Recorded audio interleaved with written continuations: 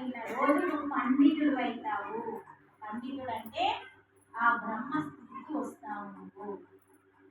ఇప్పుడు ఇక్కడ జామ చెట్టు ఉందండి, దానికి కాయ ఉంది, అది కింద పడుతుందా? కాయ పండు అయితే పడుతుంది, పండు అయితే పడుతుంది, నువ్వు తెప్పకుండా పడుతుంది. పంట అయిపోతే దాని పని అయిపోయిందా? నువ్వు కూడా పండితుడు అయిపోతే భూమి మీద నీ పని అయిపోయింది అంటే అలాంటి దృష్టి నీకు రావాలి. అప్పుడు నువ్వు బ్రహ్మ అవుతావు.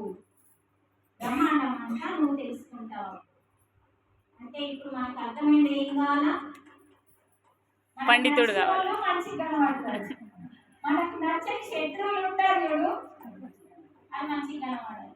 అప్పుడు మనకి ఎదగానంటే ఏం ఎదగాలి? ఒక్క మెట్టు కూడా ఎక్కలే మనం.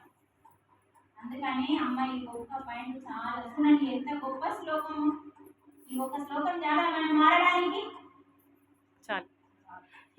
ఒకసారి భగవద్గీతకి చప్పట్లు.